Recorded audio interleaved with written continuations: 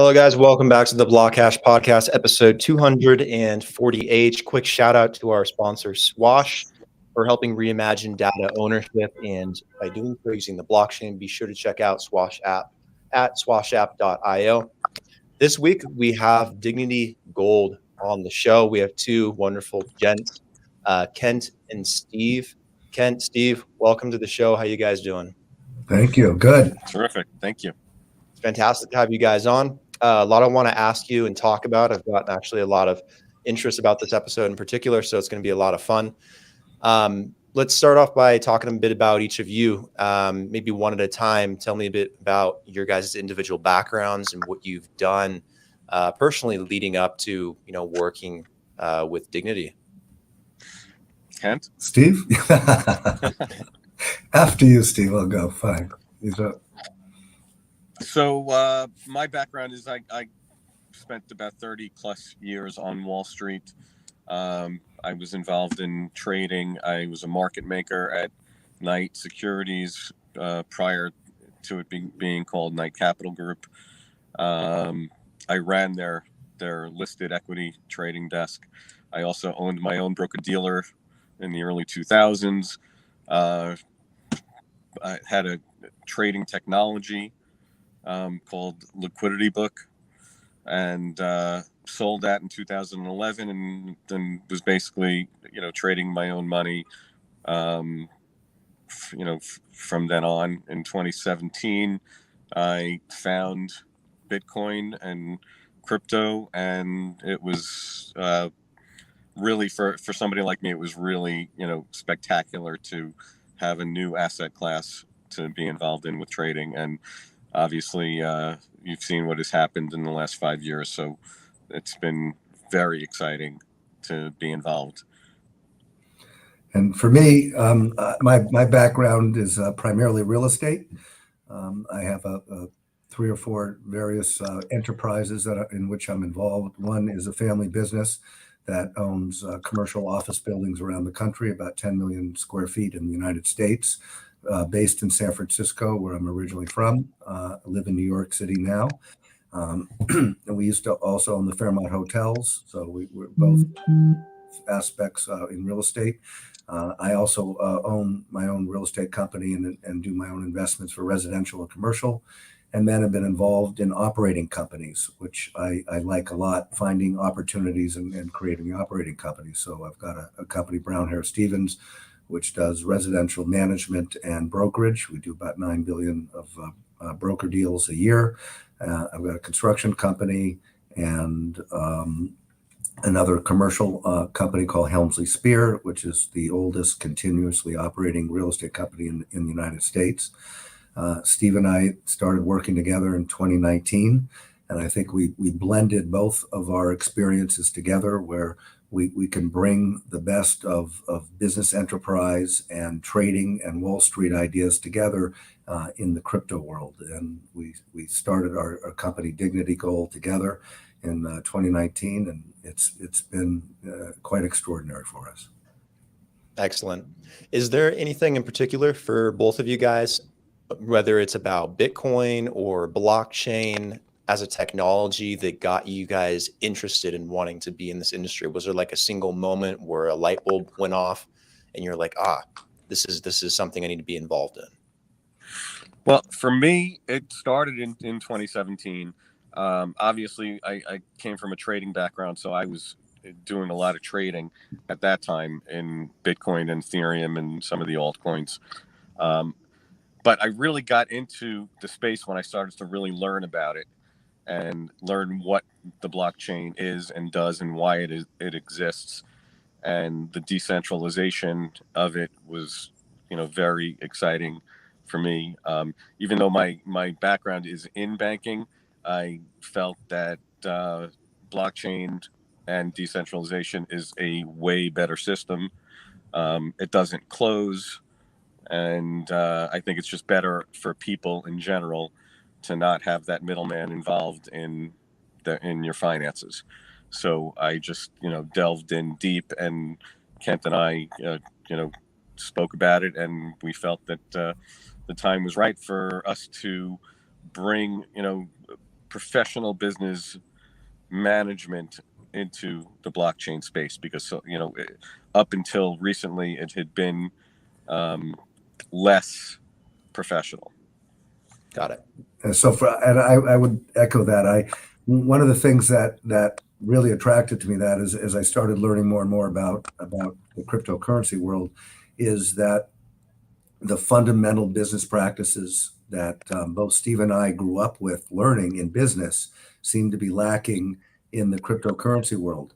And so what we thought we could do, and we have done, is to bring practical business practices into the cryptocurrency world, to demystify the world, to make it transparent, and to bring in, a systematized, organized practice of business into that, where the best of the crypto world is available, but we're doing it through a synthesis of real business acumen and policies and procedures.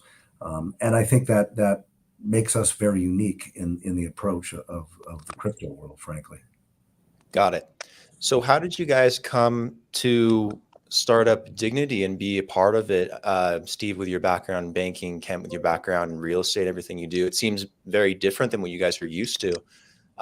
What's the inspiration here? What are you guys trying to accomplish? What's the mission? Well, in its simplest form, when I started to learn about the technologies and about the networks that were available and so on, these networks were trading, and they were trading, up significantly. And but Kent likes to say it was the greater fool theory. And, technically it really was, because where is the real value in the particular technology? If you own the technology, if you're not getting anything for it, like a stock, you own a piece of a company and you're getting dividends, and your success and the price of the stock is based on the success of the company and their technology. With this technology, there's nothing behind it other than the network. So I felt that having real assets, real world assets behind this, the technology, would really give it true value. So gold was the obvious choice to start from, and we're also involved in the entire precious metals and rare earths space. So eventually we're going to be creating tokens for all of the metals that are out there, and including the rare earths. So for me, it was really just, wanting to understand how to create real value behind the token. So it's not just, the value isn't just, you're selling it to somebody at a higher price than you bought it at. So that quintessentially says what our mission is. And that is to bring exactly business practices and real value into the crypto world. So if you look what we've done some very unique things. One, we happen to be based in the United States, right? Steve and I are both United States citizens. We pay United States tax, and our offices are in the United States on Madison Avenue in Manhattan, right? We have people, controllers, CFOs, accountants, et cetera, that work with us. Our enterprise of our investment bankers and attorneys and accountants are all based in the United States. Open, transparent, well-known names in there. Then what we did is we brought what Steve said, specific value. We have we have 7 different mines where we have universal commercial code, UCC, liens, if you will, on those mines. And we have 2 mines that we own directly ourselves through Dignity Gold, with over $200 billion of precious metals in them. And then we allocated $6 billion of gold to back up our token directly. Proven assets, verifiable, all there. And then we took another step further. Last year, we filed with the SEC to go forward and say that we want to be regulated by the United States government. So we have an objective form of regulation that gives us guidelines of what we can and cannot do. And then a little further in there, we understand that people are human, right? Not geniuses. There are a lot of geniuses that create a blockchain, but the people that use blockchain every day are not necessarily geniuses. So what happens, when you forget your password, right? That's a big thing to overcome. So because people have to go through and register with us like a stock, right? If you lose your stock certificate, IBM doesn't say, "Oh, I'm sorry, you're out of luck." So with us, if you lose your password, we could burn the token and reissue that because, right, we know who you are and what it is, and we therefore you don't have that risk. So what we've done is we've demystified the cryptocurrency world and added the layers of business practices that make good sense with real value that's quantifiable and understood and verifiable for that. So we took the best of the business practices and the best of the crypto world and combined them together.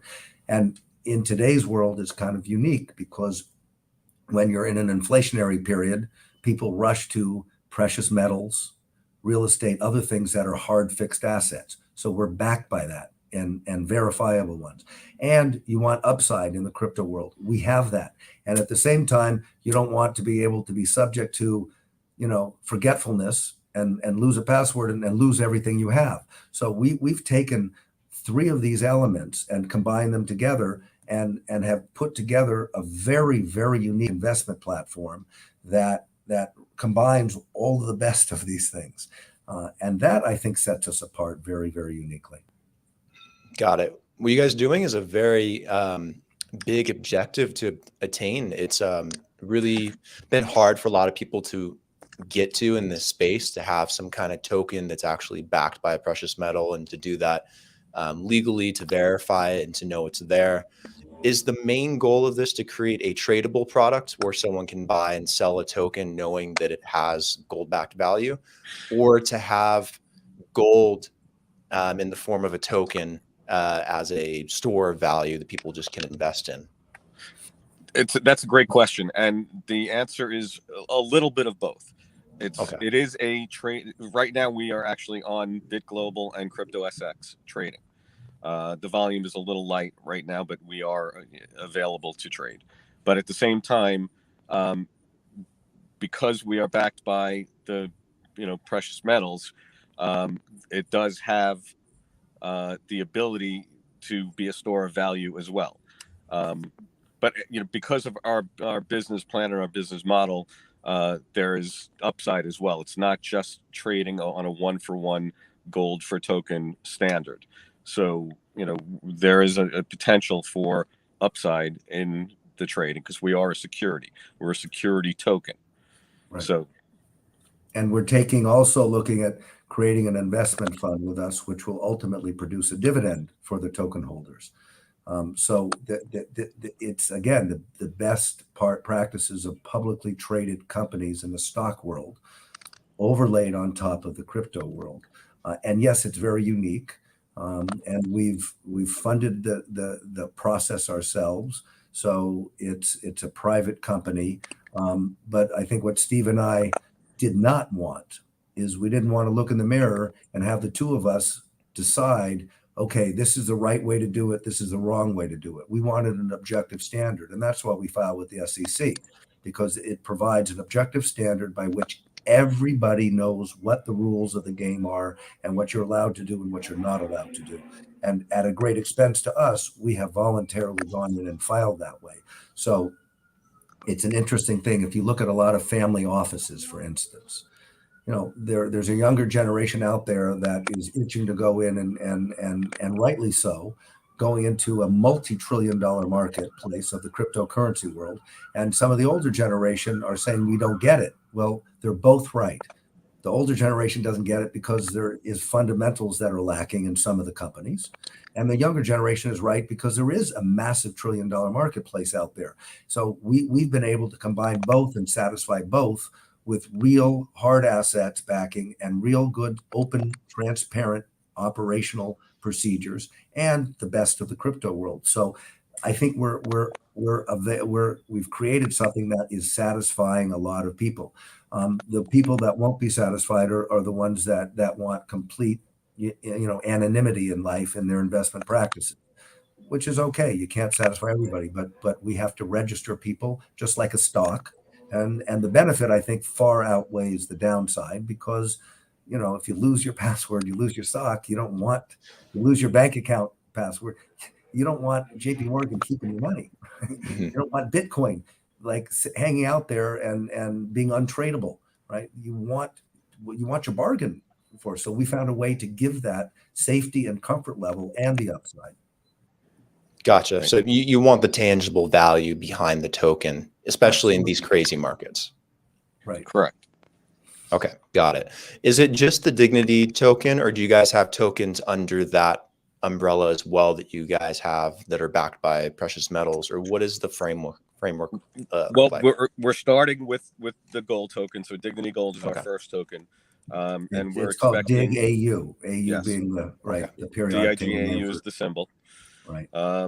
And we expect to be launching, other precious metal backed tokens as well, including silver, platinum, palladium, rhodium, iridium, rare earths, and so on.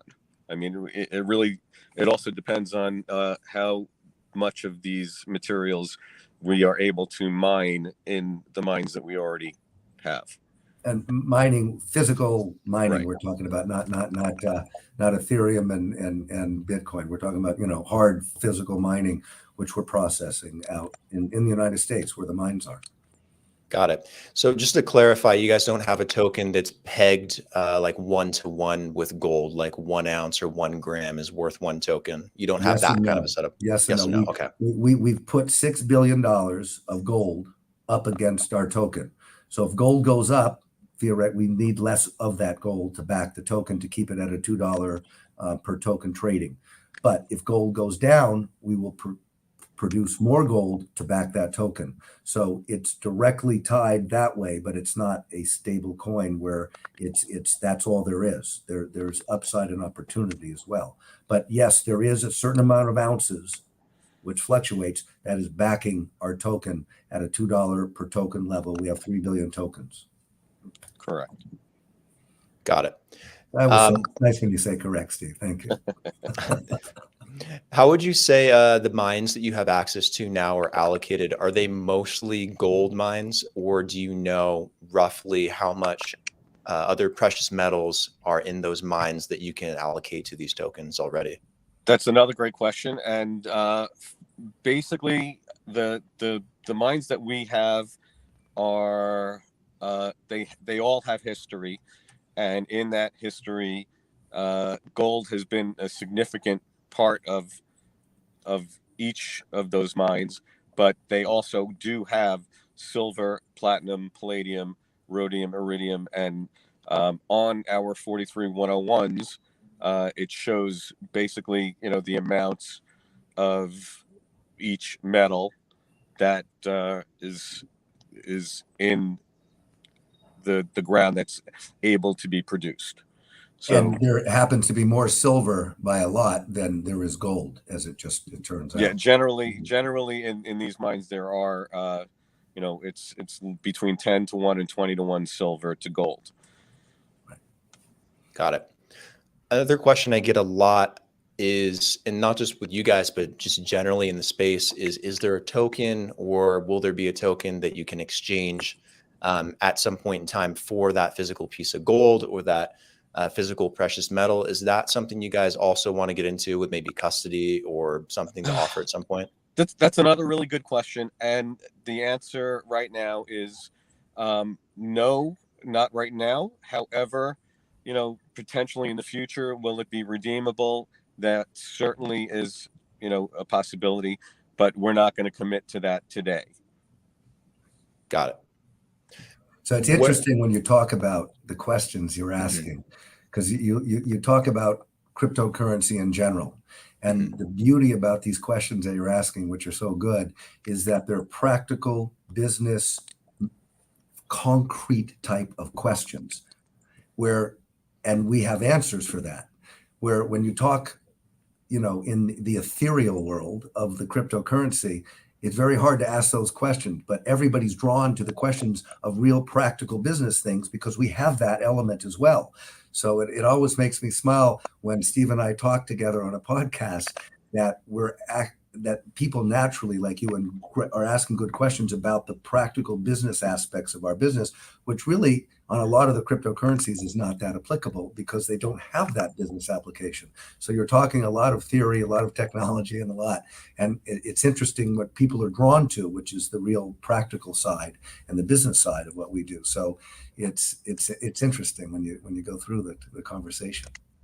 Right, and as you know, what has happened recently with the Terra Luna UST situation, they were a stable coin that was, an algorithmic stable coin backed by basically air, and that came to fruition. We don't want to have a situation like that. So that's why we are a security token. That's why we're filing with the SEC. That's why we're having real world assets behind us at all times. So there's always real world backing. And as far as being able to redeem our token for actual metals, it just, for me, it doesn't make sense for somebody to do that because it's way more expensive to hold on to the metal itself. So if they want to redeem it, they're going to have to insure it, they're going to have to ship it, and and then they're going to have to store it. And I think it's so much easier to be able to have the token itself in your private possession, and it's really the same value, if not more, than the actual metal itself, provided it's verifiable. Correct. And that's where we come in. So before we did a podcast like this, instead of saying what we will be doing, we're talking about what we have done. We own the mine ourselves. It is verifiable. We have the 43101s. We have filed with the SEC. We have issued the tokens out. They are trading, so these aren't things that we are going to do. These are things that we have done. So we're talking through a podcast about things that have already occurred and the upside that go with that. And that's why it took us a number of years to do that. And that's why we're comfortable in our conversation, because we're not promising what we're going to do. We're sharing with what we have done. And that's a big difference. Right. Yeah, I think right now the state of the market is really searching for a sense of pragmatism across the markets. You look at the Terra Luna incident and what happened with UST, which, is an algo based stablecoin. They were loading up on different cryptos, highly leveraged into Bitcoin. There's a lot of speculation on whether or not it was shorted by BlackRock and Citadel. There's a lot of things going on that made it vulnerable. And while it may bounce back at some point, it hurt a lot of investors, especially people involved in the Luna project. The reason why Tether has done so well is because even though, most of their dollar reserves are in US treasuries, they're in something that's tangible, something that's dollar based. Exactly. You guys have a huge opportunity right now with a market that's really searching for something that's pragmatic to invest in.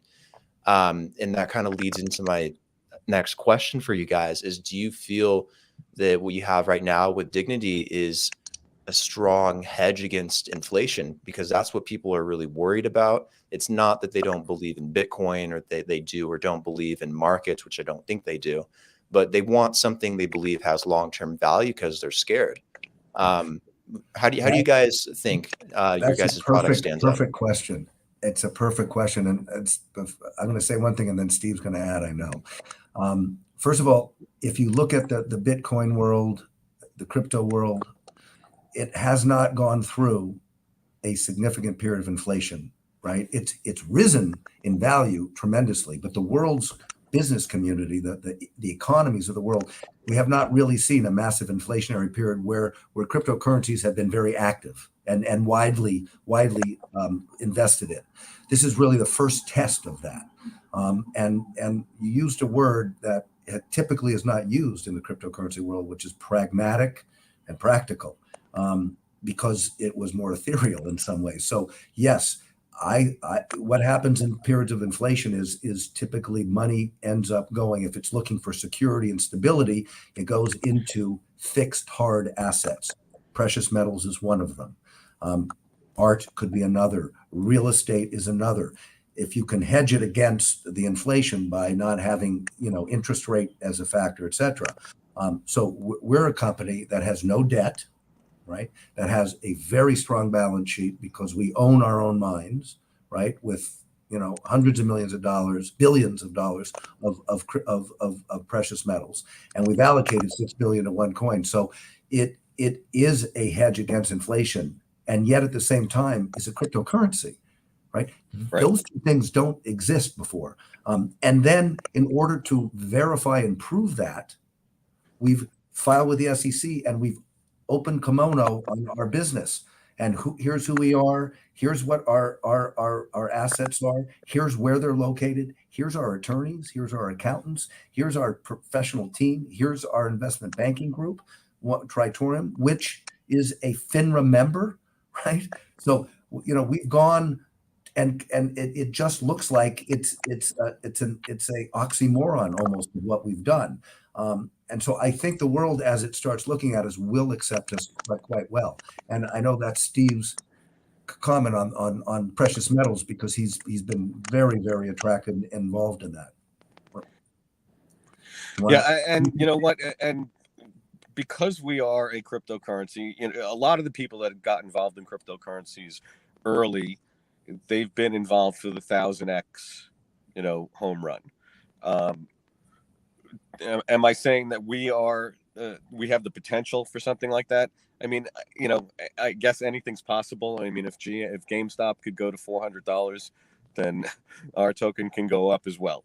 But at the same time, I'm not saying that we expect anything like that, but we do expect that we do have real value, and the people that are involved in the cryptocurrency space that want real value, that want protection against inflation, that want upside in precious metals, and that want upside in cryptocurrencies, because the use case, we will have a use case. The more people that get involved in our token, there will be more of a use case for it. So, the potential is exponential for us. And also, you read about, of course, the people who've made X plus 1,000 times, but there are a lot of people in the crypto world, and they don't go boasting this, right, that lost a lot of money. Those aren't the people they're not putting out press releases about all their those mistakes. So for everyone that's making a lot, there are many that have not. And those are the people that yes, the industry has some issues like any burgeoning industry, but we have found a way to conquer the issues and provide a platform that, I don't want to say has a floor, but there is a floor in effect there it's not going to fall out, because there's reality behind it and transparency behind it. So, as Steve said, could we go up to those kind of multiples? Maybe anything's possible. But our goal, first and foremost, was to provide a safe environment to get into the crypto world, to take advantage of those opportunities. So does it limit us? No. But the questions that people ask are the practical questions more, because everybody grasps at that practical, pragmatic side. And we provide that. Right. And on top of that, our business model, we intend to make deals with other mines and purchase other mines and add value to our tokens through adding more mines and more gold to the backing. So right now we're at 6 billion, but who knows what happens in the future, because we are going to be first of all operating the first few mines that we own, but we're going to continue to open our mines that we have the UCCs and deeds of trust on, and more precious metals will be coming out of the ground. And, so the backing numbers could go from 6 billion to who knows what. And by the way, 6 billion is backing of gold on the first token. Our mines have a value in excess of 200 billion. So we've allocated just 6 billion. but a certain amount to back the first token. So if we have a silver token, it would be using some of the other, collateral that we've got, the other assets that we have, because there is an enormous amount of assets in these mines. Got it. Have you guys thought about sourcing overseas, internationally at some point? There's a lot of mineral resource rich countries and obviously like places like Africa down here in Latin America that are very keen on doing something like this too. Have you thought about expanding, or is that too early for you guys? We have, but right now I think it behooves us to stay, as transparent as possible and as safe as possible here in the United States, because we are regulated here, and I think that in the beginning then there's plenty. There are hundreds of mines here in the United States producing gold, metal, silver, platinum, and so on. So I think our game plan is to start here in the States. When you start moving into other countries, then you have to start dealing with other governments, and it's and other mine operators. It's not as safe. It's just, I want to stay in the United States for now. We'll eventually take a look at it, but I think it's safer for us and our token holders if we stick with the United States. Verifiable, transparent, and predictable are very important elements for the backing of what our token is. And as we say, in just two of our mines, we have about $200 billion of precious metals.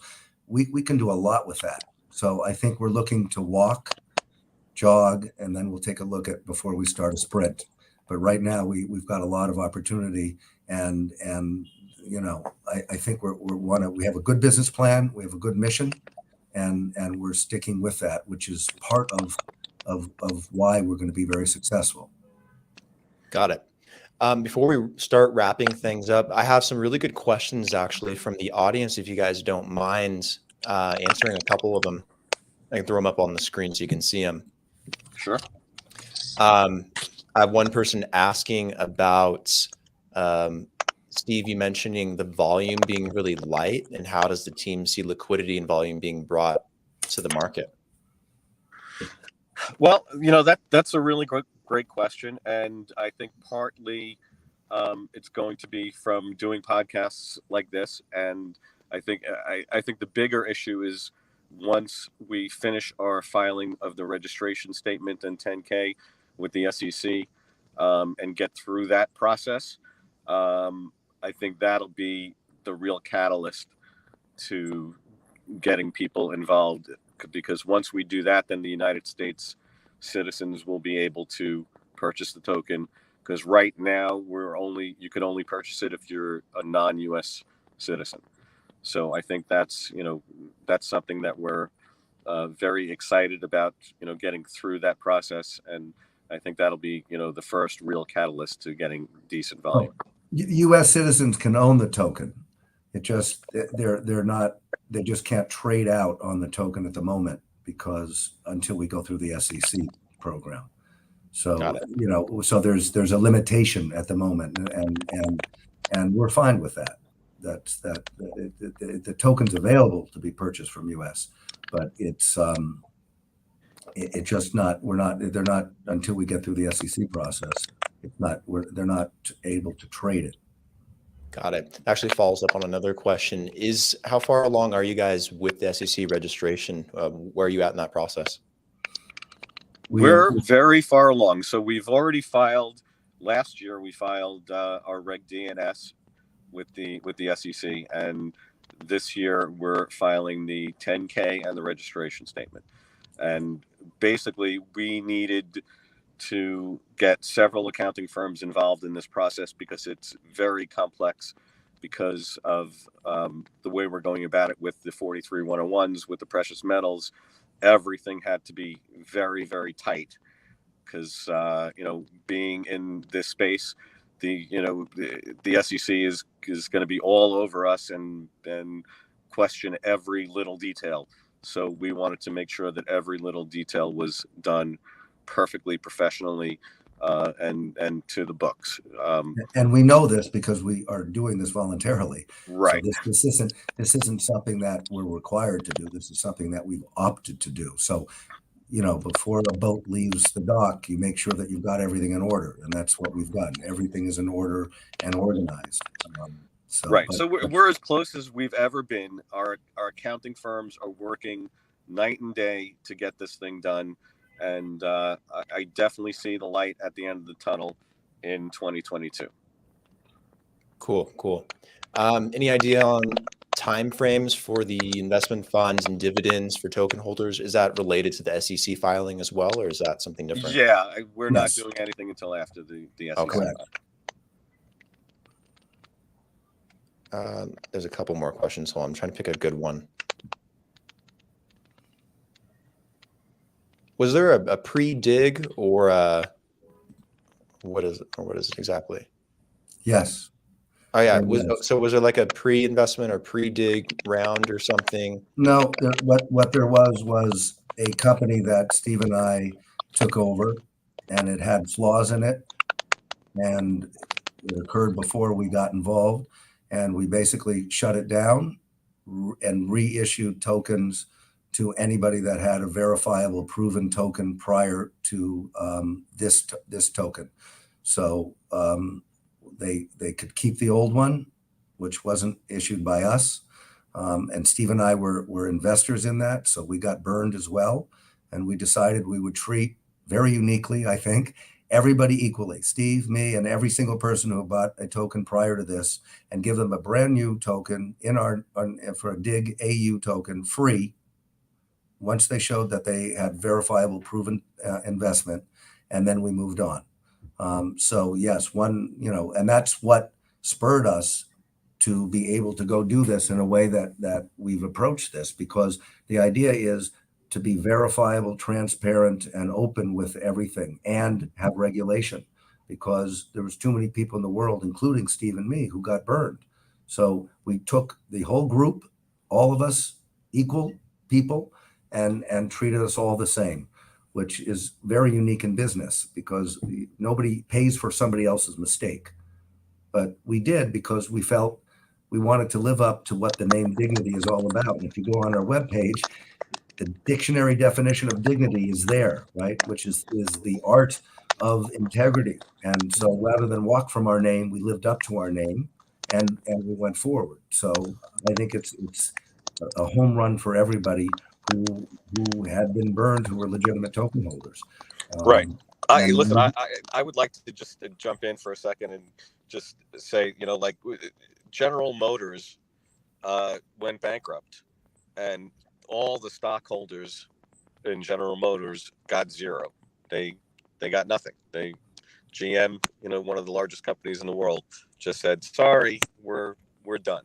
And we chose not to do that. We chose to do our best to make it whole, make the people who had invested in the old company whole.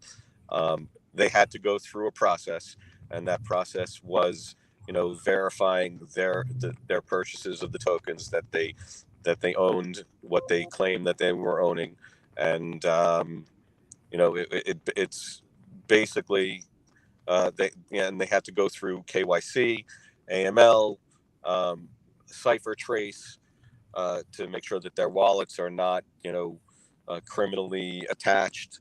So we did a lot of work, and that's part of why it has taken so long to get us going, to verify the former holders of the old token. Got it. Two more questions and we'll wrap up here. I think you guys might have already answered this one, but someone's asking if the gold backing will increase the total tokens potential value over time. That's kind of an obvious one, I think. Well, there's 3 billion tokens. We've pegged it at $2 per token, and the gold backing is direct. And if gold goes down, there'll be more ounces. If gold goes up, then theoretically there'll be fewer ounces backing the token. But it's in that way, it's a stable position, because we will add or subtract whatever gold to keep it at $6 billion of value at $2 a share. That $2. Well, I I think to answer the question is we are not minting any more tokens. There are 3 billion tokens, and that is it. So, if we add more gold to the backing, then the price would be considerably higher. Yeah. So we're not adding more tokens if we add more gold. The float is always going to be 3 billion. We'll issue another token if we want to go do another underwriting or offering, but this is fixed. Got it. One last question. Is there a timeline in place for DigAU to be trading on U.S. exchanges, or is that also waiting on the SEC stuff? Upon the SEC. Okay. Yeah. Got it. Other than that, guys, thanks for coming on the show. Really do appreciate it. Is there anywhere you want people to go to learn more about Dignity other than just the website? Do you guys have a community or social media? Yeah, we do have a Telegram community. We do have an Instagram. We do have Twitter. I don't believe we have Reddit just yet at our website. But we do have people that monitor all of that, and all of our news comes out on all of our social media.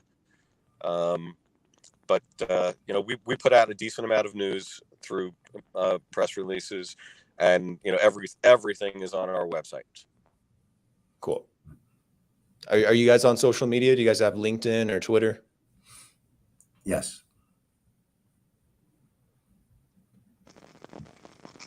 Everything on our website, you could get to all of our social media. Cool. Guys, go check out Steve and Kent. Make sure you check out Dignity Gold. Be sure to like the video and subscribe. Guys, thank you for taking the time to come on the show and really dive into what you guys are doing and answer a bunch of questions. And very cool. It's very cool what you guys are doing. I haven't seen anyone successfully do it in the space. So rooting for you guys to do well and get through the SEC stuff. And it's going to be fun. Appreciate it. Terrific. Thank you. Brandon, thank you so much for having us. Appreciate it. Okay. Anytime. Have a good week. See you guys in the future. Okay. All right. Thanks.